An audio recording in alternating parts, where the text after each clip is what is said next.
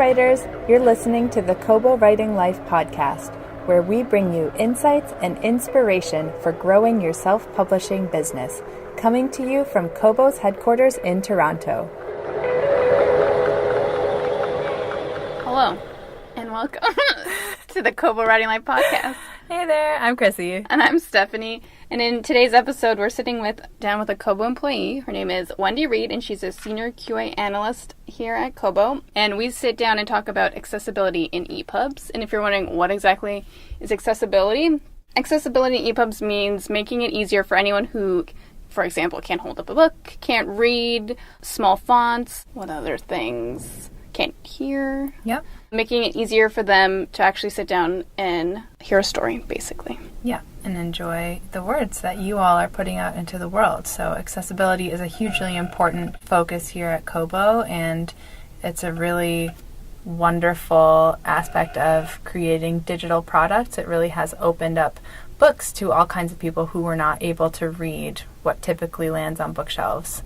We hope you really enjoy this episode. It's always awesome to give a behind-the-scenes peek at Kobo, and I think this issue and conversation is one that's particularly near and dear to our hearts, so we hope you enjoy it.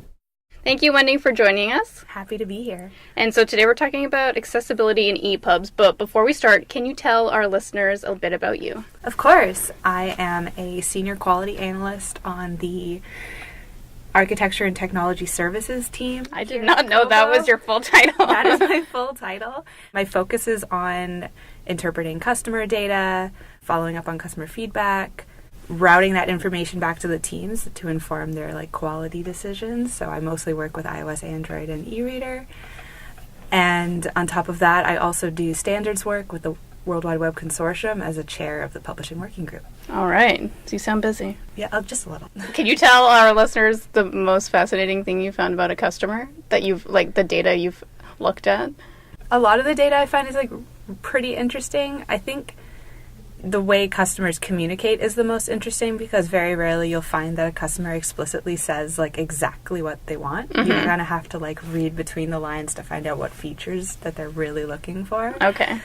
Otherwise, the angry people, there's always more angry people than happy people. There always is, yeah. But when the happy people are happy, they're really happy. Which is always nice to... It's definitely brightens my day. All right, that's good. Keep it happy. So, when was accessibility in EPUBs? Because you said you were talking about that you were on a consortium. Is that the how you... World Wide Web Consortium. Yes, yeah. So it seems like they would know about accessibility. So, when was accessibility in EPUBs first brought to your attention? Probably the first time was when I was in publishing school, which feels like 1,000 years ago. Mm-hmm. Agree. And we were learning about EPUB 3. And EPUB 3 is the latest version of the EPUB spec, but it's actually already over 8 years old. Oh, wow. Which is insane to think about. But EPUB 3 was designed really specifically with accessibility and publishing in mind. And so I learned about it then and didn't really think a lot about it until in the last year or two, working with the World Wide Web Consortium. Accessibility is a really big focus for them, and there's a lot of people in the group that are accessibility advocates or work for organizations that do accessibility work, and it's really fascinating to hear from them the type of things that they see on a day-to-day basis and how it really opens your eyes to the challenges that people face. So what exactly is accessibility in EPUBs? What are the challenges that people face when they're trying to read a book? Accessibility in EPUB is really cool because digital publishing in general has really opened doors for a lot of people that maybe would not otherwise be able to enjoy print content. For a variety of reasons, a print book can be kind of inaccessible to a lot of people, be that because of vision issues or mobility issues. And EPUBs and digital publishing in general opens doors to those people. So having features like text-to-speech or screen reading actually allows people of all sorts of abilities to enjoy content the same way that most people before digital publishing did. Yeah. And it's really cool. Have there been recent initiatives about accessibility? In digital publishing? Yeah. The main one right now is something called Born Accessible. It's basically a kind of a workflow approach. It's encouraging publishers to think of accessibility from the very start of their process as opposed to trying to shoehorn accessible features in after, say, your EPUB is finished. And several publishers have actually already adopted this. The idea is to build accessibility in from the start and continue using accessible features in EPUB, accessibility metadata, all this stuff, different types of things and do it from the start instead of trying to add it later, because adding it later is when the big challenge is, especially if you're a huge company that has a lot of books. Yeah. Trying to edit 22,000 EPUBs could take a while. So what are some things that a publisher would be doing at the start to make sure that it was accessible? A lot of the stuff in accessible EPUBs is really just making sure that you're tagging things correctly, making sure that you're focusing on how the information on the page is presented. When you're looking at a page, as someone who has vision, you can see a lot of the contextual clues. You know that the heading of a page is bigger, it's got a bigger font, maybe a different font style. You know that italicized text means something, you know that bolded text means something. But if you, for instance, don't consume content in that way, be that because of a vision issue or something else, you don't know that. Yeah. And so accessible publishing, accessible EPUBs, they've allowed for you to add that context in using markup. Okay. So why do you think others at Kobo and you yourself are so passionate about accessibility? I think the main reason we're really passionate is because Kobo's message, kind of like as long as I've been here, has been we want people to read more. We want reading to be more accessible to people regardless of their language or their geography or their ability. And it's just kind of a natural progression to say, by making books digital, we've made books much more available, be that because of things being out of print or whatnot, but also to make it so that someone who is blind and needs to use a screen reader can enjoy their books, or someone who can't pick up a physical book can have it like on their phone or something like that. It's a natural progression, and so a lot of us are really passionate about it. I just remember MT said once, like in the beginning, was just that we had all these features for EPUBs and no one thought to think of like accessibility, that like people who can't see, well, they can increase the font size and stuff like that. So it was kind of like by chance that all this stuff worked out for accessibility in general. So if an author was interested in EPUB accessibility, what features can they include in their titles? There's a couple things that are actually really easy to include from the get-go. If you're an author or publisher that's producing your own EPUBs in-house, image alt text is actually a really easy first step you can make. And when you're using an image tag in HTML, you already have to include the alt tag. You have to include a value with that regardless. It's a mandatory thing, otherwise your book won't validate. But what you can do is, instead of, a lot of times I see something like, for the cover, the alt text just says cover, which is not false, but it's not very useful. So using alt text to say, like, it's an open text field, so you can use as much text as you want. The title, the author, if there's an accolade on the front, like, best book ever, NPR. Oh, so you can include that in the image. You can include that in the alt text. And you could include a description. You could say, like, I'm trying to think of a really popular book cover. Like, do the Obama book. So, woman sitting. Woman sitting, like, hand to cheek. Like, yeah. You can do that so that someone who couldn't see the cover can at least visualize it, right? And that's really basic and really easy to do. If you have a book with a lot of figures in it, like graphs or charts, you can describe what the chart would display, as opposed to just expecting someone to be able to see it, which sometimes is, not true. The next thing that people can do is, actually, I kind of already mentioned this, was semantic tagging. So EPUB 3 includes the HTML5 vocabulary for semantic tagging, and semantic tagging is a very complicated way to just say naming things what they are. HTML5 has something called section, and so you identify the sections of your page. But on top of that, there's a spec called ARIA, A-R-I-A, and it allows you to provide roles to your section. So you can say the preface of a page can be section role doc preface, which is really cool, because then a screen reader or text-to-speech software can actually relay that information or provide more context to the user who wouldn't be able to see the page, that this is the preface, or this is a caption, or things like that, that someone who is sighted and is looking at the page can actually, you would just see naturally. You would know, yeah. Yeah. So these texts that you're including extra, the software that these people need to use would be displaying what you're saying? Does that make sense? Yeah, so the screen reader software or text-to-speech will often take from those tags and actually either say, like, this is a preface, or maybe use, like, a different inflection. It's definitely something that, like, for instance, our apps can actually do a lot better, but we're working towards it because I think it's really important for users. Yeah. And I would say to any authors or publishers that aren't producing their own content and are relying on, outside companies or producers to do it for them, ask about it. Don't be afraid to say, like, hey, we're thinking about EPUB 3 accessibility. Is there any chance that you can start doing this stuff for us? Because I'm sure most companies are actually probably happy to provide the service. You just have to request it. Okay. That's good to know. What would you say is the easiest feature that an author can include themselves with minimal effort? Probably the alt text, for sure. Alt text? Yeah. So are there any resources they can check out for more information about formatting their titles? The two best resources in terms of making sure if you're producing your own files that you're doing it the right way, the EPUB check validator is always a good step. Make sure your EPUBs are nice and valid. There's been new work on it lately, so it's actually even more advanced. Also, there's a tool called ACE, ACE, and it is an EPUB 3 accessibility validator. So it'll actually scan your file for accessible features and give recommendations and analysis of what you've done. So if you're including those features, you can also make sure that you're doing it correctly, which is really important. I like the recommendations. Yeah. You did this wrong. In terms of resources, the BISG has a quick start guide to accessible publishing that is published in both PDF and accessible EPUB 3 format. Wow. So if you want to see, not only read about it, but also see what it looks like in markup, you can actually do that for free. They have it on their website. Benatak is a company that puts a lot of focus on accessible publishing, and they have some really good resources on their website. And Daisy, which is another accessibility organization, they have a knowledge base on their website with a lot of really good information. So a lot of Googling there. Honestly, Googling accessible EPUB will bring up a lot of stuff from a lot of really smart people. So it's always good to try that. We'll also have these linked on the blog We in will case also you're interested. I'll also provide these links.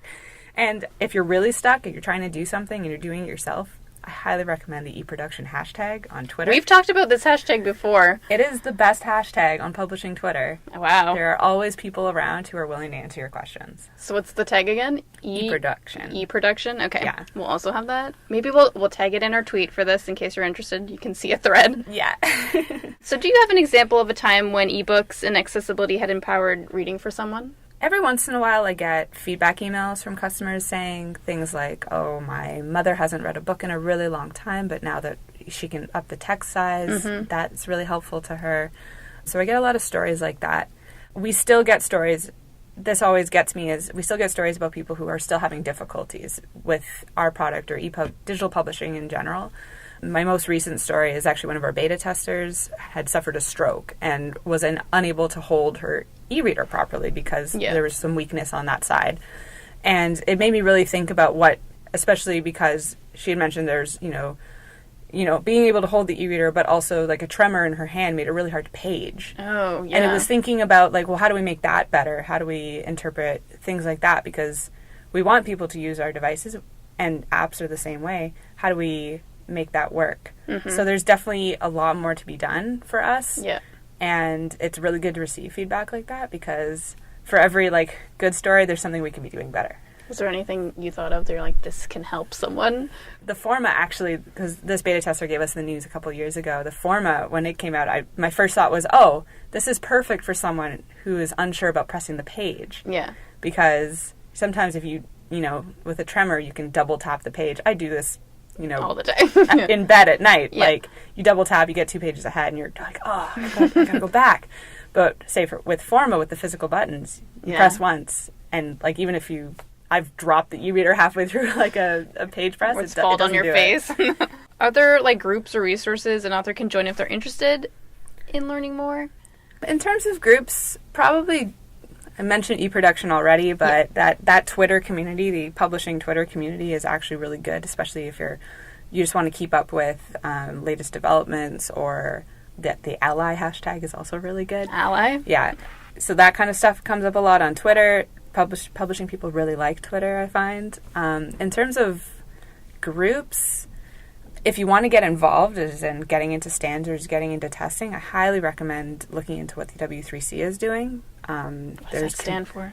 The World Wide Web Consortium. There you go. We have community groups about various areas of publishing, including EPUB 3 and so forth. So if you really want to get involved, more than welcome to come join us there. Do you meet once a month? Depends on the group. My group meets every week. Okay. Some groups meet bi-weekly. Is this, can you like log in from different locations kind of thing? Yeah, it's all over, you know. So I was going to say WebEx, Skype, yeah. WebEx, etc. Yeah. Like, it's an international community. We have publishers from Japan, from Europe, from pretty much anywhere you can think of. So it's open to anyone.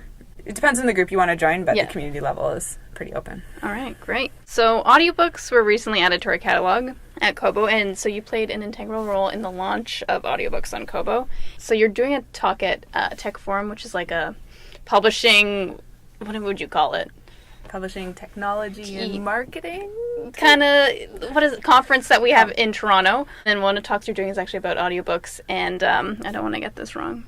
Specs, like specifications. So while launching audiobooks, you discovered that there was no such thing as like an audiobook validator, basically. Mm-hmm. Can you talk about your journey about how trying to launch audiobooks and discovering that there's no like rules? It's just like the Wild West and anything can go for an audiobook. Bringing me back. Or do you get flashbacks? It's like almost like 2 years. It's been almost 2 years. Yeah. When we started working on audiobooks, I was on the iOS team and was focused on iOS QA. But it was really interesting because when we got audiobooks as a product, I was really excited because I was like, oh, audiobooks, that's so cool. It's fun. And then as we were testing, we were running into issues, which is natural as you're trying to launch a new product. You log hundreds of bugs. It's insane. But some of the bugs were to do with content, and some of the bugs were to do with, our app, which is normal. And I was used to it from an EPUB perspective, and it was pretty easy for me to look at a book and try and figure out, with the EPUB spec, you could actually figure out pretty quickly, is this an EPUB issue or is this a app issue? When I tried to do that with audiobooks, I couldn't. And it was because there was no spec. There were no rules to how an audiobook could be structured or how the files would be delivered, things like that. It still, to this day, can cause us problems sometimes.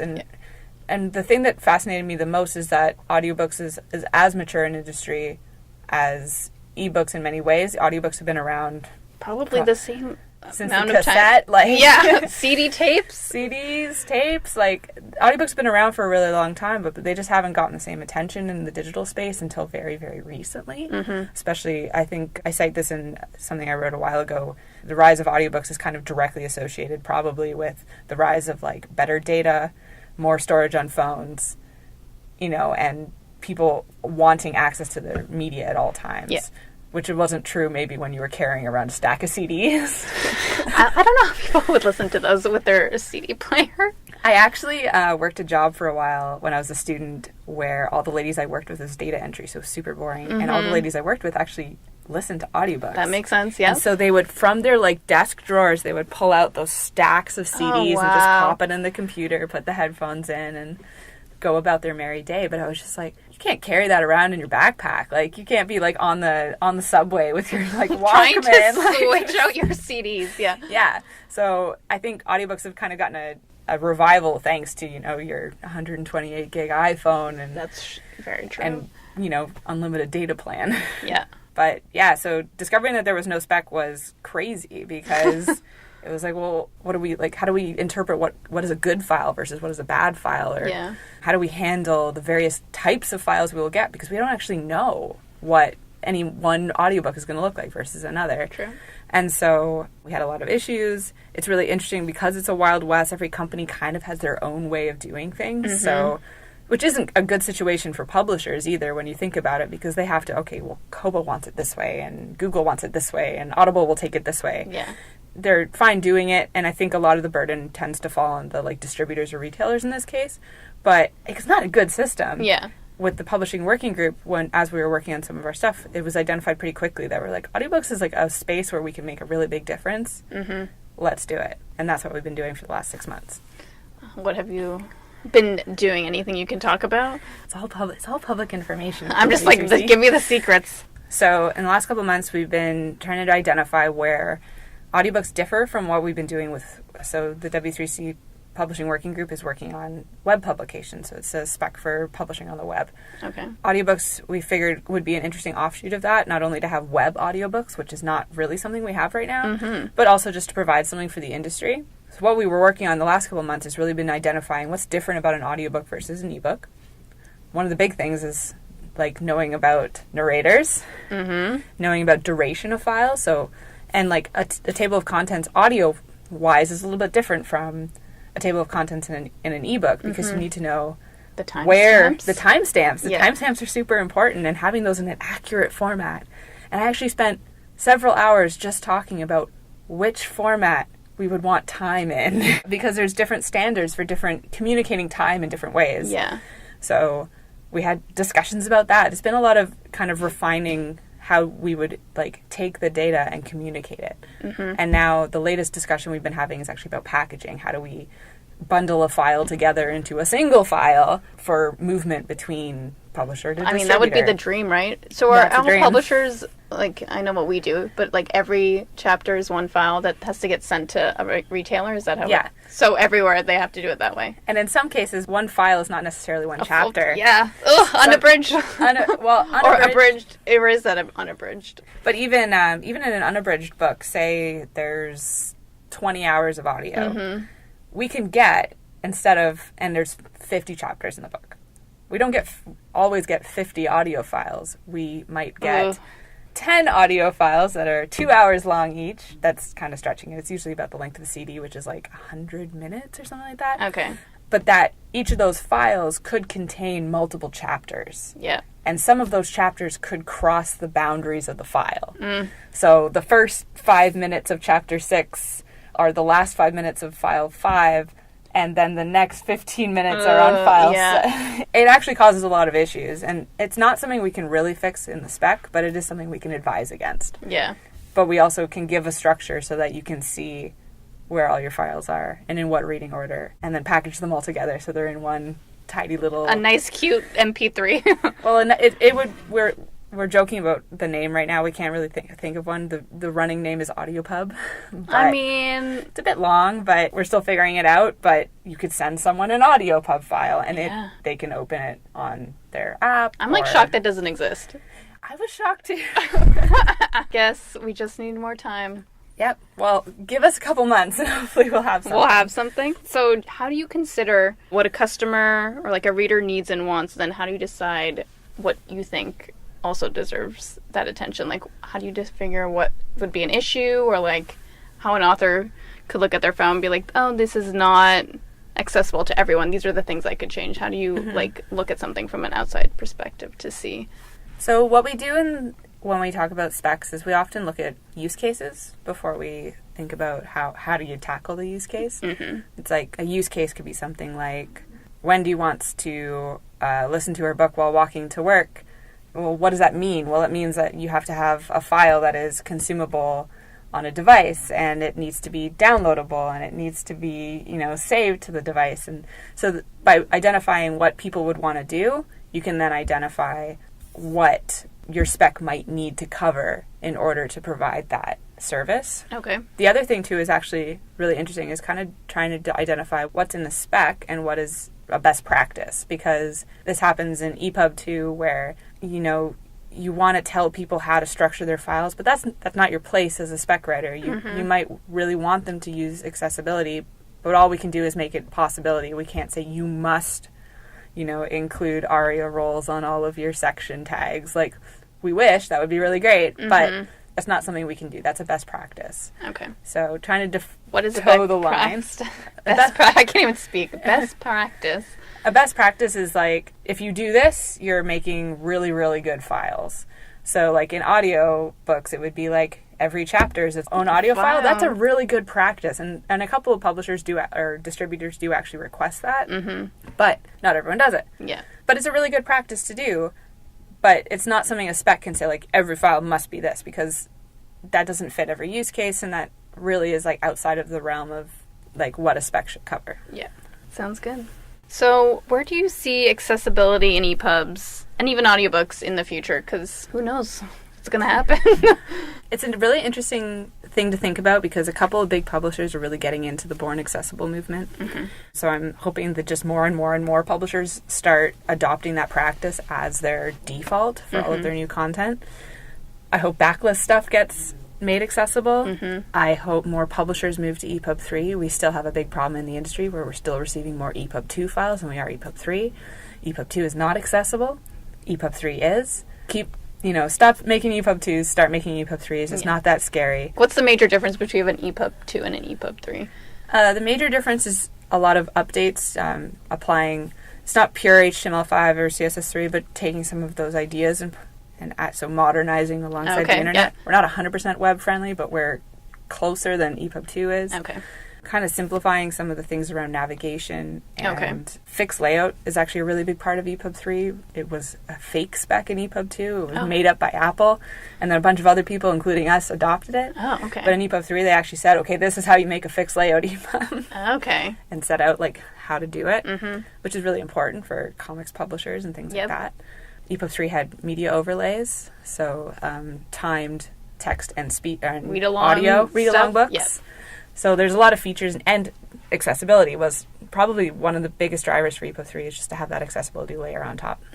What else do you see coming? More publishers going to Born Accessible, more accessible ebooks, more reading systems, us included, adopting and advancing accessible features.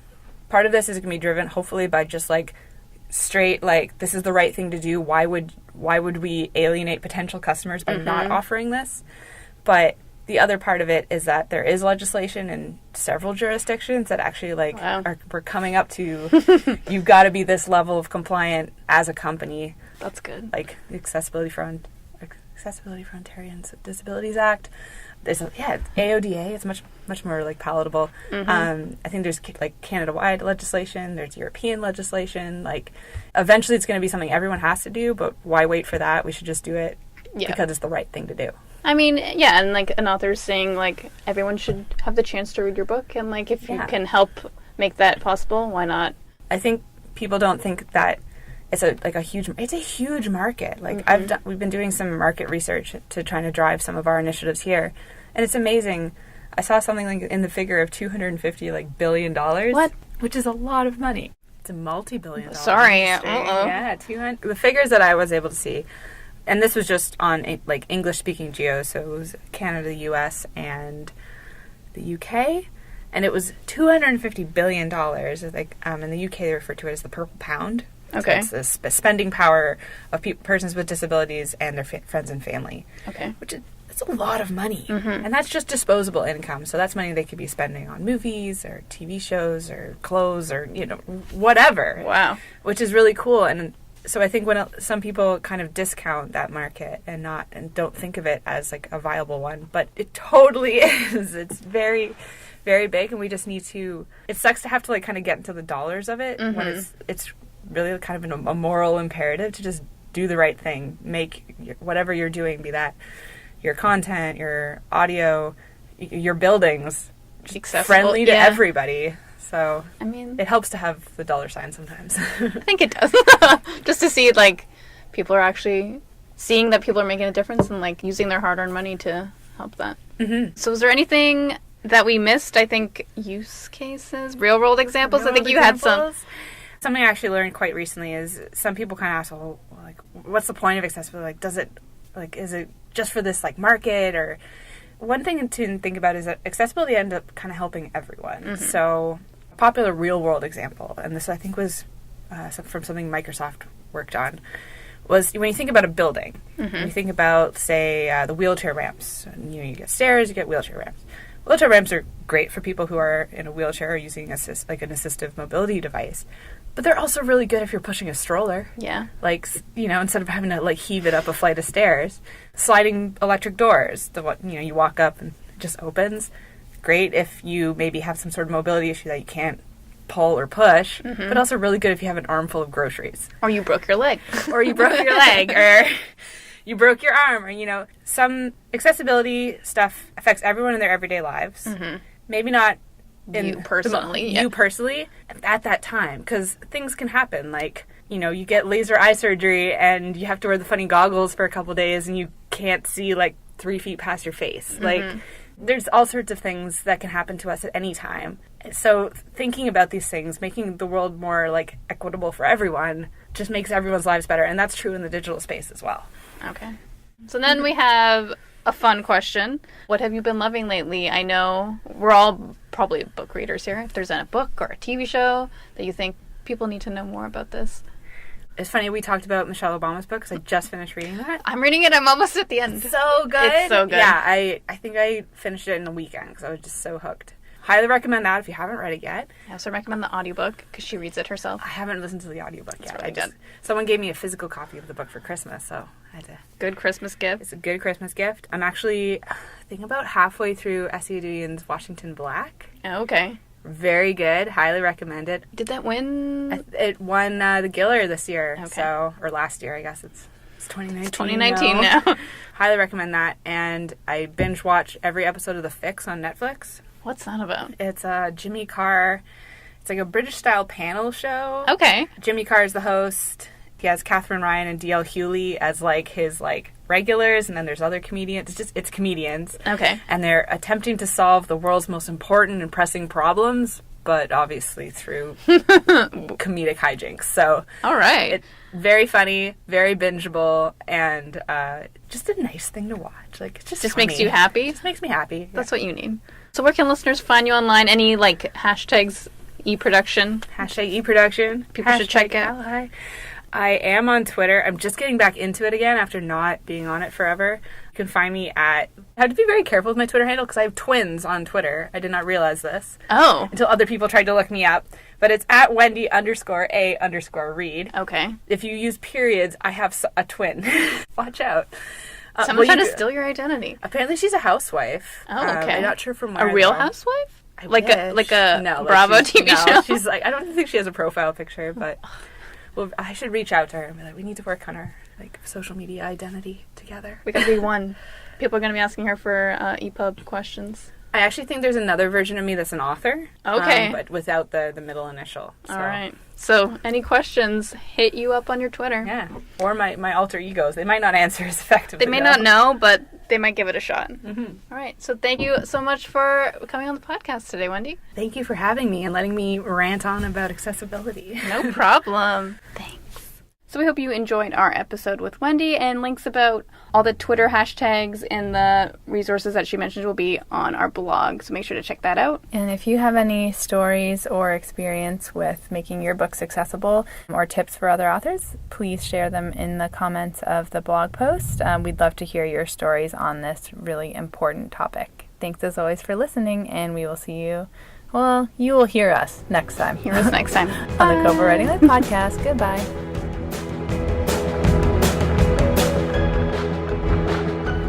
Thank you for listening to the Kobo Writing Life podcast, where we provide insights and stories from leaders and experimenters in the world of self-publishing. If you want even more information about growing your Kobo sales, check out our blog or find us on social. And if you're just finding us and ready to start your self-publishing journey today, sign up for free at kobo.com/writinglife. Until next time, happy writing!